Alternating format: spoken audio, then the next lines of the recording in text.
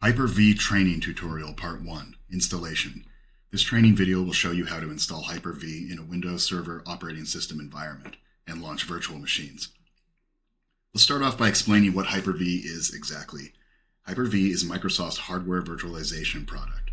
It lets you create and run a software version of a computer called a virtual machine. Each virtual machine acts like a complete computer, running on operating system and programs. When you need computing resources, virtual machines give you more flexibility, help save time and money, and are a more efficient way to use hardware than just running one operating system on physical hardware. Hyper-V runs each virtual machine in its own isolated space, which means you can run more than one virtual machine on the same hardware at the same time. You might want to do this to avoid problems such as a crash affecting the other workloads, or to give different people, groups, or services access to different systems. Now that a basic introduction has been given to Hyper-V, let's begin the installation. Step 1. We need to install Hyper-V by going to Server Manager and clicking on Manage, and then Add Roles and Features. As you can see, this is our Server Manager window. So let's go ahead and click on Manage, Add Roles and Features. Step 2. Feel free to review this page. It's just a basic rundown of Hyper-V. But for this tutorial, we're going to go ahead and click Next. Step 3. For the installation type, choose role-based or feature-based installation. Then go ahead and click Next. Selecting the destination server, well, we want it to be on the server that we're on. So select a server from the server pool. Make sure the one where we want Hyper-V to be installed on is selected, and go ahead and click Next. Step 5 would be the Select Server Roles page, and that's where we are going to locate Hyper-V. And if you go down here we are. Go ahead and check the box. This pop-up's going to come up. It's just telling you what it's going to install. Make sure that Include Management Tools is checked, and click Add Features. Once that finishes processing, there we go. We're going to go ahead and click Next.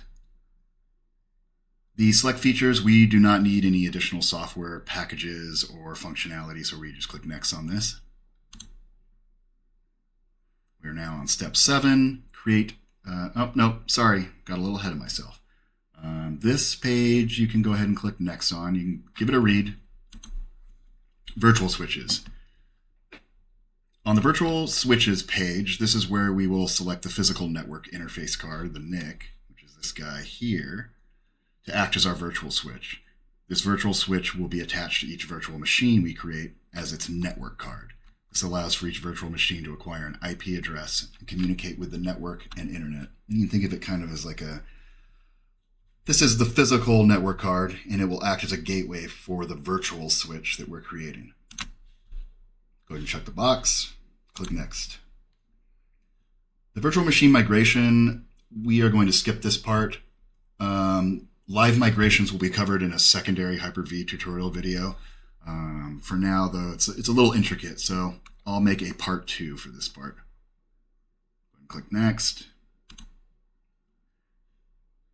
The default locations, default stores. So this is where we want to store our virtual hard disk files. This is where we want to store virtual machine configuration files. This is for specifying the default location. It is best practice to set these default locations to a hard disk drive with a large amount of storage space, as virtual machines can become quite large at times. In this tutorial, we are creating a folder on the D drive, which is 7 terabytes in total size, and naming it Hyper-V. We will then set the default locations to D drive Hyper-V and click the Next button. So let's go ahead and do that. Browse. This PC. We got D drive. And you'll see there's a Hyper-V folder here. That won't exist if this is like a fresh server you're installing Hyper-V on. I created this earlier, so you will need to click Make New Folder, create the Hyper-V folder, select it. Boom, D drive Hyper-V. You could just copy that if you want, paste it in there, and we are good to go. Now we are ready to actually install. Leave the Restart the Destination Server Automatically if required box unchecked. And just make sure it all looks good. Yep. Boom, install.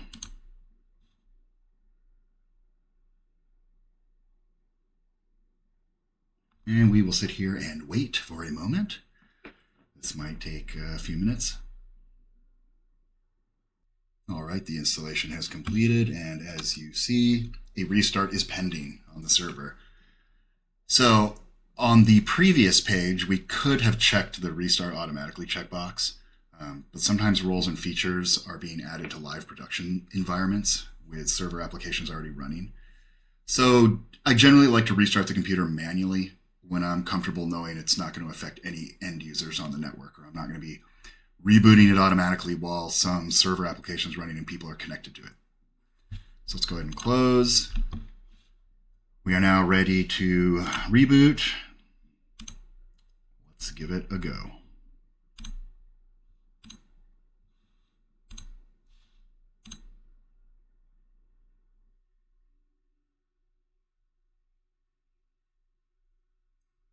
As you see, it's updating, getting all the new features we added, ready to go.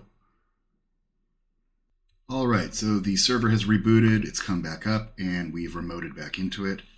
We are now going to sign in.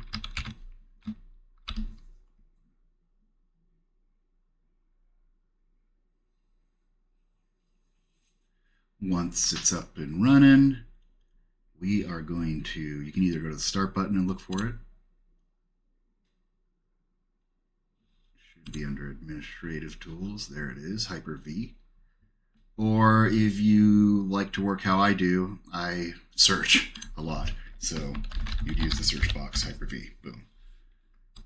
And we can go ahead and pin this to the taskbar. We're going to be using it a lot on this server. So here it is. Move it over here somewhere. Let's open it. And now we have our Hyper-V environment. There are no virtual machines yet. We are going to get into that in part 2 of the tutorial. This was just the installation. Hopefully it made sense. If you have any questions, you know where to find me.